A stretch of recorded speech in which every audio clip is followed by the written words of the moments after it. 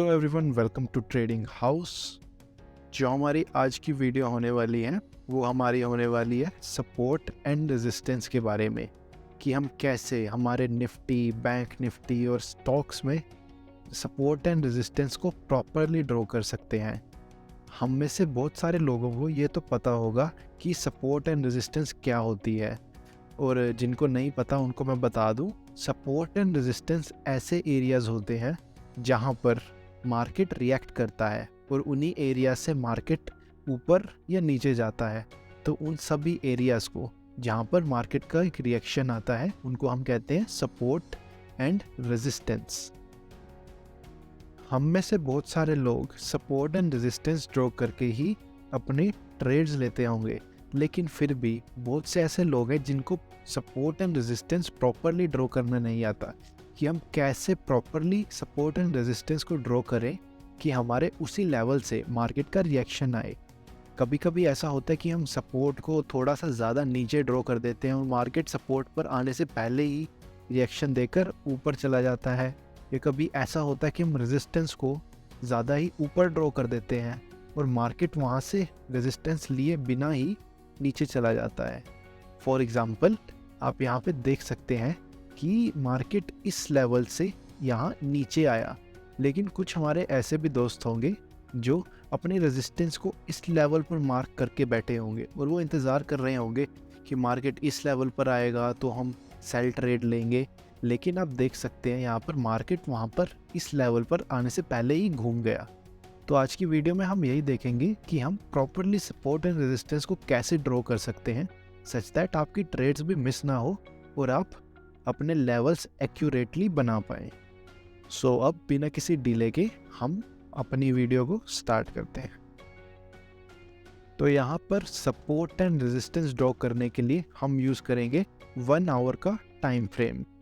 मेरे हिसाब से 1 आवर का टाइम फ्रेम बेस्ट रहता है आपको सपोर्ट एंड रेजिस्टेंस ड्रॉ करने के लिए, क्योंकि इसी टाइम फ्रेम में आपको एक मार्केट का वाइड व्यू मिलता है।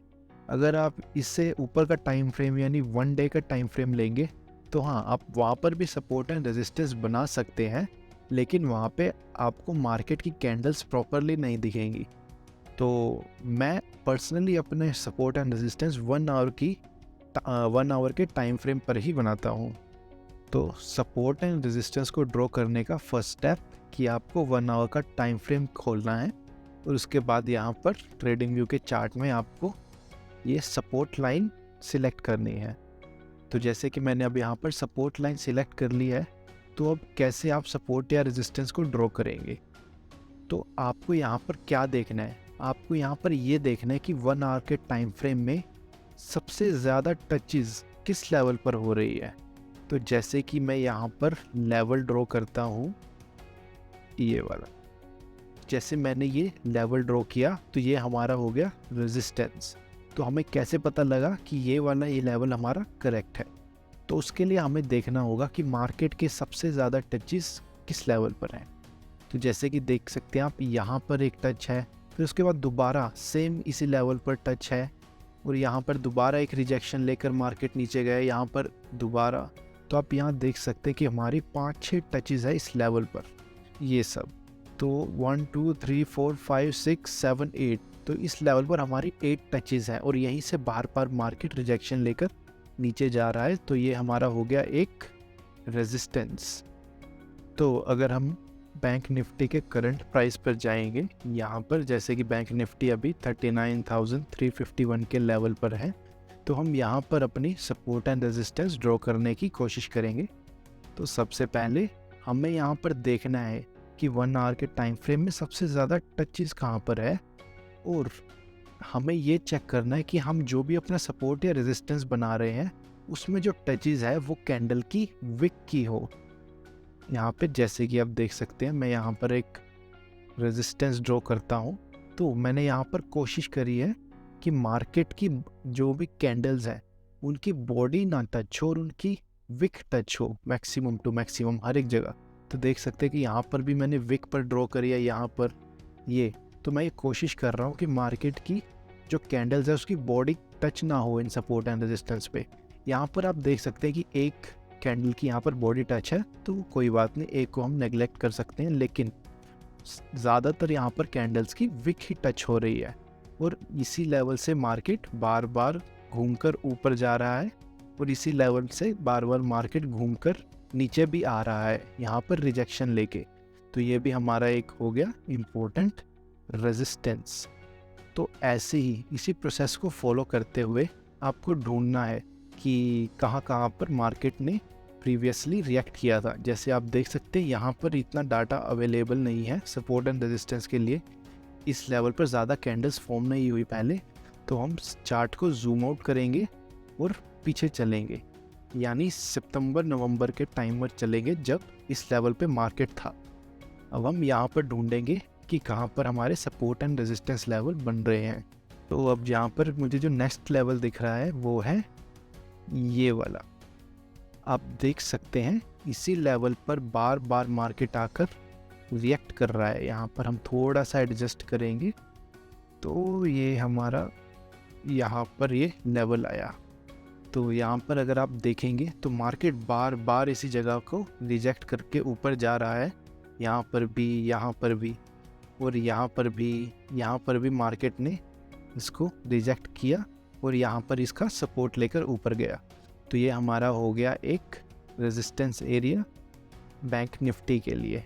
और अगर हम यहाँ पर बैंक निफ्टी के सपोर्ट ड्रॉ करने की बात करें तो बैंक निफ्टी का हमारा यहाँ पर सपोर्ट हो जाएगा एक ये वाला एरिया।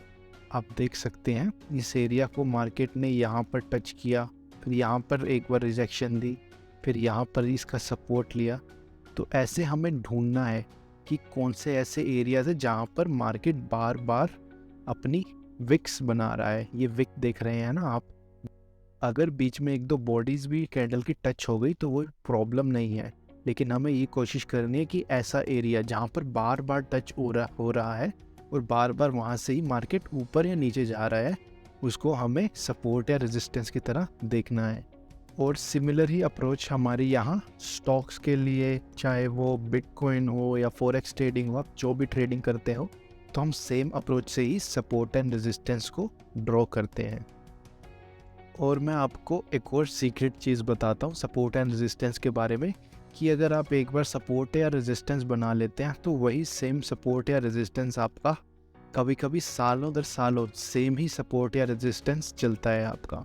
तो जैसे कि आप देखेंगे कि हमने यहाँ पर अगस्त के टाइम पे यहाँ पर हमने ये सपोर्ट बनाया था और इसको मार्केट ने हमारा यहाँ पर मार्च 2023 में भी ये लेवल हमारा फॉलो हुआ है।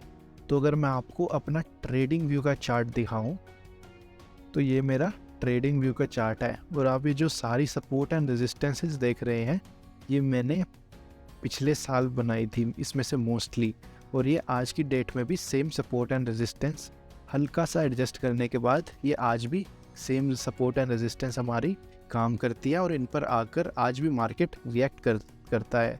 तो आप देख सकते हैं कि ये सपोर्ट एंड रेजिस्टेंस आपको डेली बनाने की ज़रूरत नहीं है, ये आप एक बार बना देंगे तो मार्केट हमेशा उन्हीं सपोर्ट एंड रेजिस्टेंस को महीने दर महीने और कभी कभी साल दर साल भी फॉलो करता है।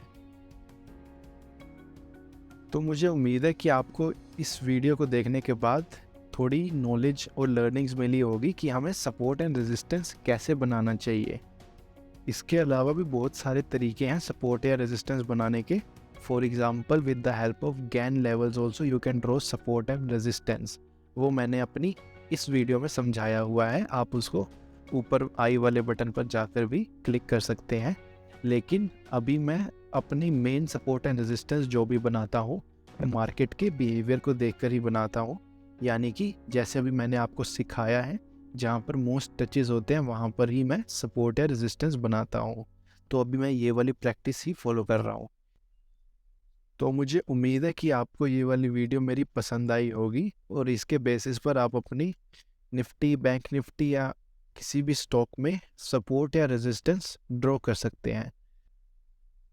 तो मुझे उम्मीद है आपको ये वीडियो पसंद आई होगी और फ्यूचर में अगर आप ऐसी और वीडियोस देखना चाहते हैं ट्रेडिंग और इन्वेस्टिंग से रिलेटेड तो प्लीज़ चैनल को लाइक एंड सब्सक्राइब कीजिएगा, अपने फ्रेंड्स के साथ शेयर कीजिएगा। So thank you all for watching my video and have a nice day. Again, thank you.